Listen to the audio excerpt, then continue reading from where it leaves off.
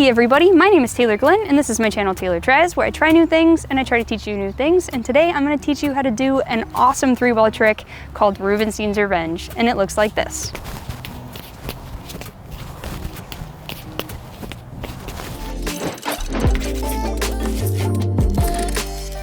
I want to take a second and thank everyone who's a member of my Otter Club over on Patreon. Thank you so much. You make it possible for these tutorials to be free for the rest of the world, and it means a lot to me. If you want to be a member of my Otter Club, I would appreciate it. But also you'll get an extended version of this tutorial where I'm going to teach not only Rubenstein's Revenge, but Romeo's Revenge, which is a really fun variation that looks pretty different. So if you want that, you can get immediate access to it right now for only $2. There's a link in the description. Rubenstein's Revenge is a more advanced 3-ball trick, so in order to do this, there are a few prerequisites that I recommend you already know.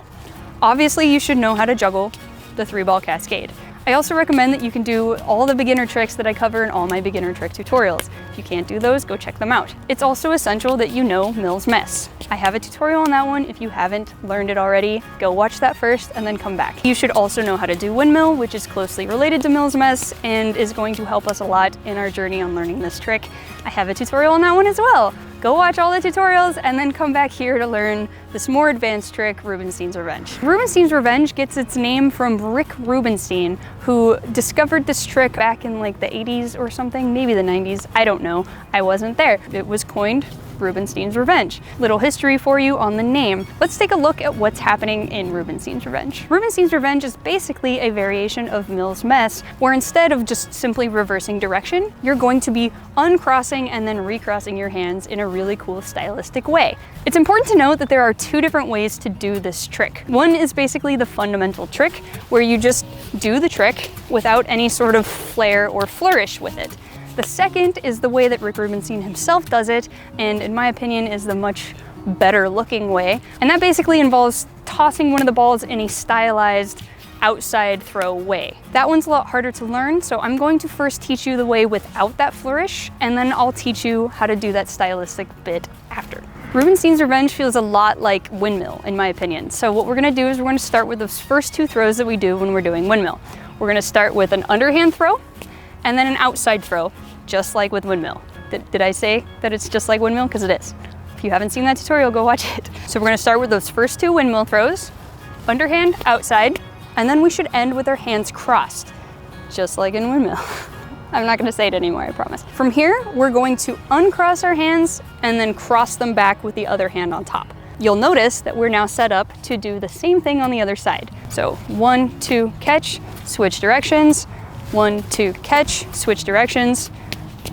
Do this until this feels super smooth. Once you feel good with that, we can throw that third ball. All right, so this third ball is not that hard to incorporate, I promise. We're gonna start with those first two throws that we just did.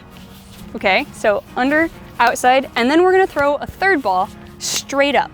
So it's essentially the first 3 throws of windmill, except that third ball is going to go straight up instead of curve like the other two.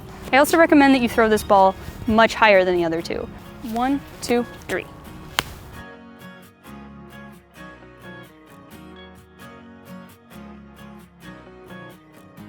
I like to refer to that third ball as the U ball because in this pattern it creates a U shape going back and forth. So if I refer to the U ball, you'll know which ball I'm talking about. 1, 2, 3. So when that last ball is in the air, we've got our hands in that position, just like we did with the 2-ball exercise. Immediately after throwing that third ball, I want you to go into that uncrossing motion.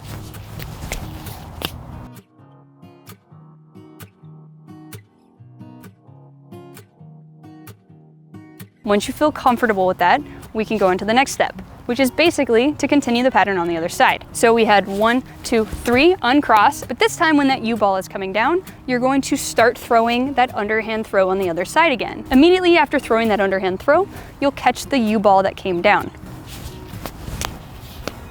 From here, we're essentially starting the pattern on the other side. So it'll be underhand, outside, U ball, underhand, outside, U ball.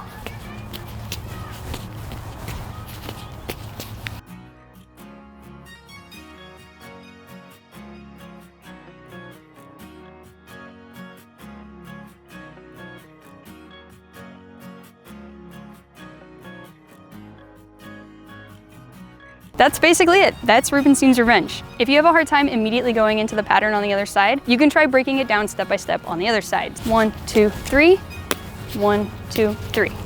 And then just combine them. That's Rubenstein's Revenge. It's a pretty difficult trick to wrap your head around, but once you get it, it feels great. I already mentioned all these throughout the tutorial, but just to reiterate, the thing is that I want you to remember is that it feels like windmill. It should be 1, 2, 3, and then you're uncrossing, and then 1, 2, 3.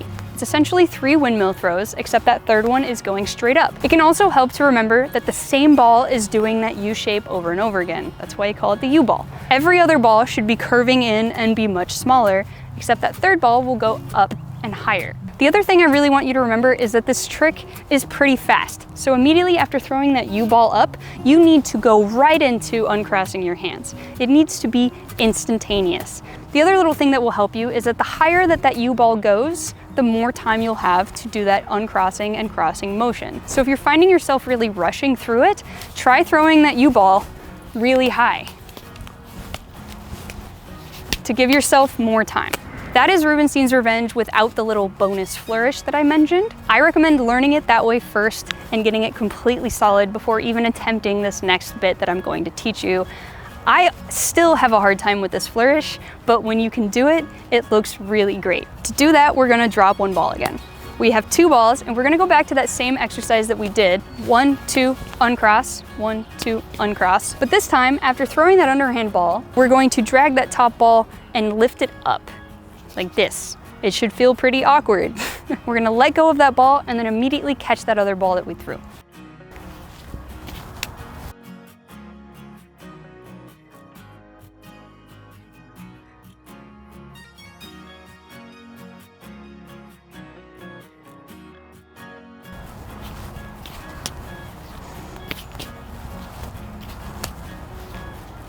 Get that solid with 2 balls. It's pretty difficult. Like I said, I still have a hard time with this. So really practice this with 2 balls. Be able to do it quickly without stopping every time. Do it where you feel comfortable and where it's like really in your muscle memory. And then you should be able to incorporate it with the third ball. To do that, we're gonna do the exact same thing we did when we were learning the trick, except this time we're gonna do that flourish. So we're gonna start with those first 2 throws, including the flourish, and then throw the third ball.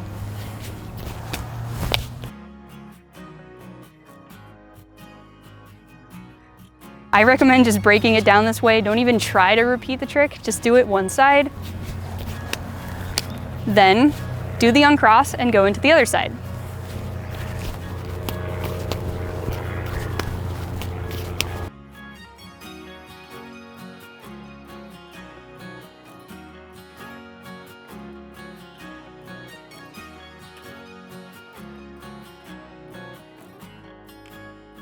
There's not much more that I can do to help you with that other than to break it down. Again, really spend a lot of time with that 2-ball exercise with that flourish, get it really solid, and then hopefully incorporating that third ball won't be as hard. Just remember that this is an advanced trick. It's hard, so take your time, be patient, and have fun with it. That is all I have for you on Rubenstein's Revenge, but if you're a member of my Otter Club on Patreon, I'm going to now teach you how to do Romeo's Revenge, which is a really fun variation of this trick and isn't that much harder to learn after you've learned the base of Rubenstein's Revenge. So if you want access to that, you can get immediate access right now by clicking on the link in the description. It's only $2 and it helps me out.